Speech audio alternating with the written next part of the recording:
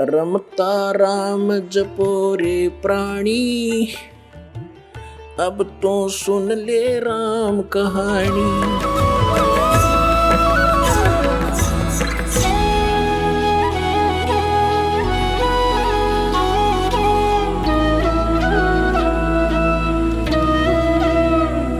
तो ये जो साधनाएं परमात्मा बताते हैं कि अब स्पष्ट कर दिया प्रभु ने कि कलयुग में जीवन थोड़ा है और कर ले वेग संभार, वेग माने शीघ्रता से, और योग साधना इबतरी बने नहीं केवल नाम आधार। जैसे तुलसी साहब जी हुए हैं, वो जिसने रामायण लिखी है, वो भी कहते हैं कलयुग केवल नाम आधारा, सुमर सुमर नर उतरो पारा।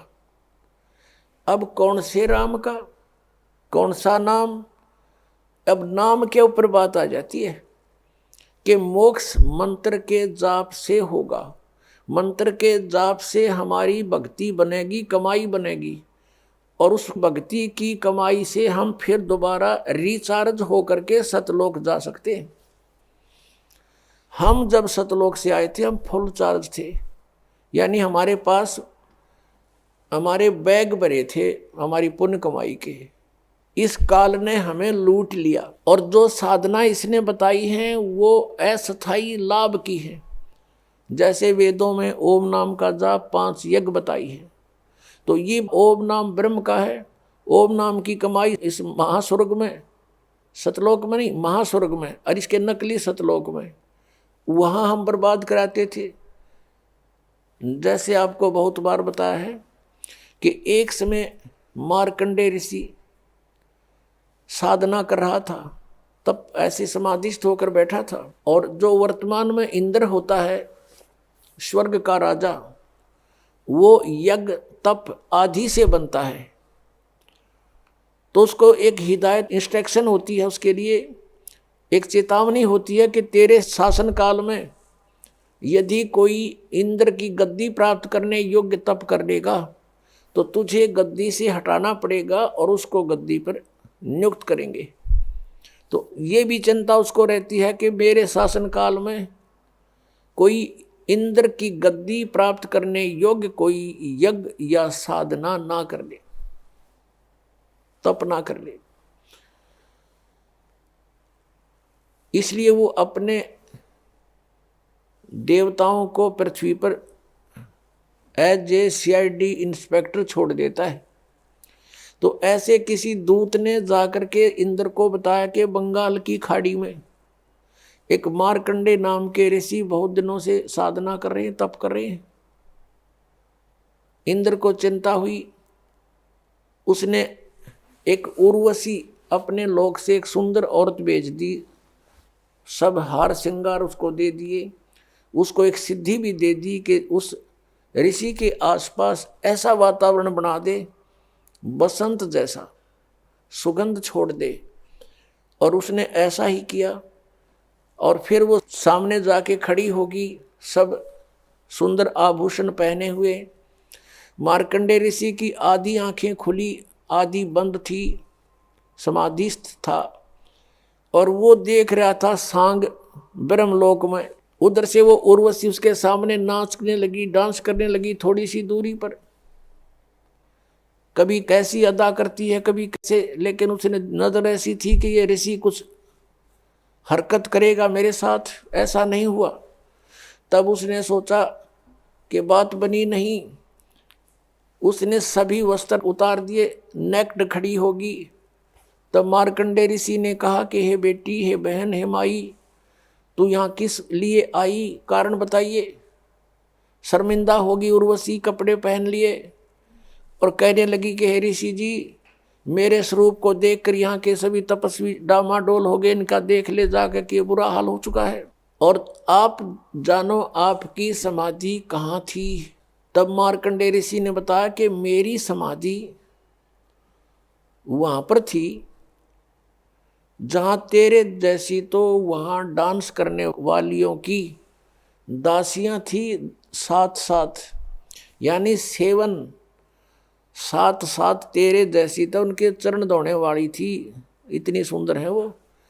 मैं उनके डांस देख रहा था, तेरे क्या देखूं फिर मैं। तब उर्वशी ने कहा कि आप मेरे साथ इंद्रलोक चलो। मार्कंडेय ऋषि ने कहा कि तेरे से कोई सुंदर हो उसने भेज जा तू। तो वो कहने लगे जी स्वर्ग के राजा की पत्नी इंद्र की पत्नी मैं ही हूं और मेरे से सुंदर उस स्वर्ग में कोई औरत नहीं है। तो फिर मार्कंडेय ऋषि ने कहा कि जब तेरा इंद्र मरेगा तू क्या करेगी।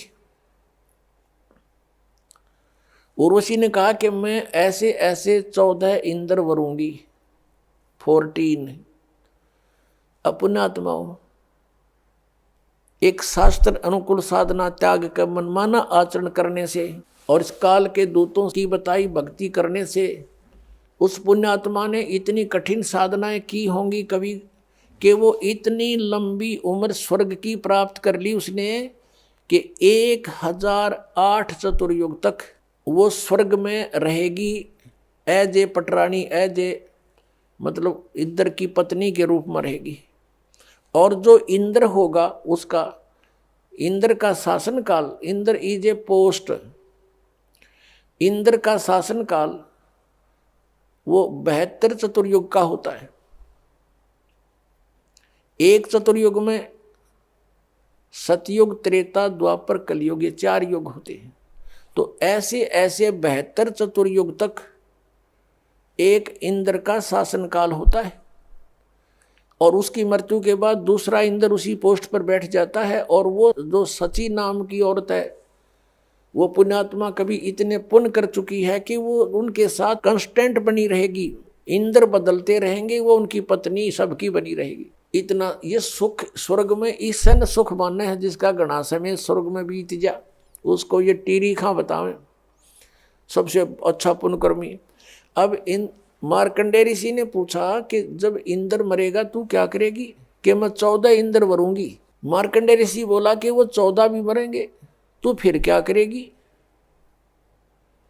तब वो क्या बताती है कि मैं तो गधी बनूंगी मृतलोक में और जितने इंद्र में भोगूंगी वो सारे गधे बनेंगे, अपना पुण्य भोग कर, स्वर्ग का राज्य भोग कर। तब मार्कंडेय ऋषि ने कहा कि फिर मुझे तू किस लिए अपने इसे गंदे लोक में ले जावे थी जिसका राजा गधा बने और रानी गधी बने।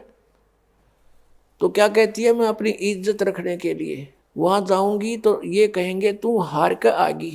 अपनी इज्जत रखने के लिए मैं आपको इंद्रलोक में चलने के लिए कह रही थी। तो मार्कंडेय ऋषि ने कहा, ए भोली आत्मा,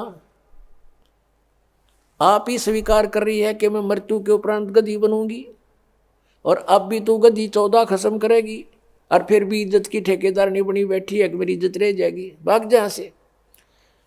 अब पुण्यात्मा उसी समय इंद्र आ गया। इंद्र ने कहा कि बंद नवाज, इंद्र की गद्दी प्राप्त करो, तुम जीते हमारे।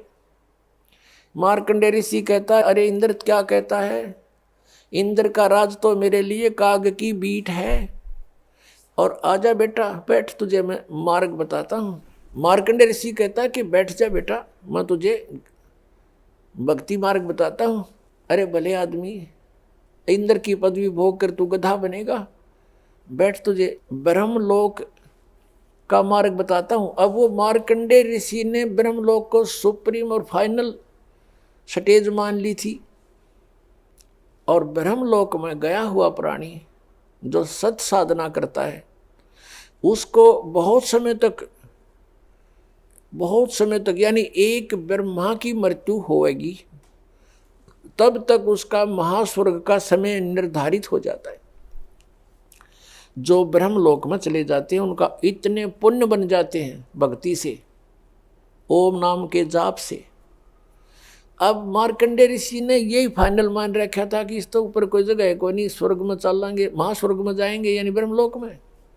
और वहाँ क्या देख रहा था, यहाँ बैठा भी देख रहा था वो डांस और वही बकवास वहाँ उसमें है, वहाँ फिर आँखें देख लेंगे, यहाँ टीवी पे देखा था और खर्च अपना ही होगा, आपकी उसकी पूंजी जाएगी। तो मार्कंडेय ऋषि ने उसको समझाया कि ये छोड़ दे इंद्र की गद्दी और भक्ति कर तू और वहां ब्रह्मलोक में चल।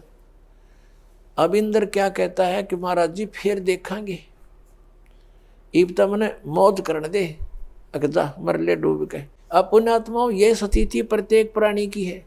जैसे इस दास के साथ प्रारंभ में ऐसे बीता, किसी मित्र को, प्यारे को, रिश्तेदार को या वैसे कोई संपर्क में आए व्यक्ति को समझाते थे कि भक्ति करो, क्योंकि जिसके पास अच्छी पोस्ट है, 2 पैसे समय पर प्रयोग करने को हैं, या किसी के पास धन है, अच्छे बिजनेस है, वो सामने घुट्टी लावे और 100 बकवादों में ध्यान उसका रहता है। तो उसे हम कहते कि भैया आप भक्ति करो, परमात्मा का नाम लो। पहले तो वो कहते किसने देखा भगवान। अब देखो पुण्यात्माओं, हमने समझना है, वो तो जैसे बोली वो बोल लेंगे, उनको ज्ञान जितना उतना ही बोलेंगे। और फिर क्या कहते हैं, देखी जाएगी जो होगी। अब किसने देखा है? जैसे हम कहते हैं भी भक्ति ना करोगे तो गधे बनोगे, पशु बनोगे, ऐसा भगवान के विधान में है। तो वो क्या कहते हैं, देखी जाएगी, किसने देखा है। अब गधा अपने पास है कि देखी जाएगी, क्या देखोगे? वो तो कुम्हार देखेगा। फिर 2.5 मन का बोरा कमर पर होगा, हाथ में लठ, और जहां स्थान खाली दिखेगा उड़े मारेगा तेरे। अब देखना तो अब देखो, बुराई त्याग दो, भक्ति करो, अपना कल्याण करवाओ। फिर वो क्या कहते हैं, किसने देखा है, किसने देखा आगे का कि ऐसा होगा। अब पुण्यात्माओं, जैसे 5-4 अंधे जा रहे हो एक मार्ग पर, आगे से आंखों वाला उनको मिले और वो कहे भाई कहाँ जा रहे हो सूरदास? वो कहते हैं बाग में जा रहे हैं। और उनको कोई बताया कि ये बाग नहीं है, इधर तो आप जा रहे हो, ये तो वन है, घोर वन, इसमें भयंकर हिंसक प्राणी है, तुमने खा जाएंगे, इधर मत जाओ, वापस आओ, आपको दूसरा रास्ता बताता हूँ। अब वो अंधे न्यू कहें कि किसने देखा है, देखी जाएगी। अरे भले आदमी, जो आपको बता रहा है वो देख कर बता रहा है, आंखों वाला है वो, और आपको जो बता रहा है वो सारी आपके साथ बीतेगी उस जंगल में, बियाबान में। तो यही स्थिति थी आप और हम की थी। जिन महापुरुषों की आंखें थी, दिव्य दृष्टि खुली थी, वो आंखों वाले थे। उन्होंने इतने 12 ग्रंथ बनाए हमारे लिए, हम अंधों के लिए, कि तुम हमारी बात पर विश्वास कर लेना, ना दिखता हो तो। अब आंखों वालों की मानने नहीं, और अंधे ने आप दिखता नहीं, तो क्या होगा उसके साथ? वही रिजल्ट होगा जो आंखों वाला बता रहा था। यदि उस मार्ग को नहीं बदलेगा तो उसके साथ वही बीतेगी जो पहले बताई गई थी।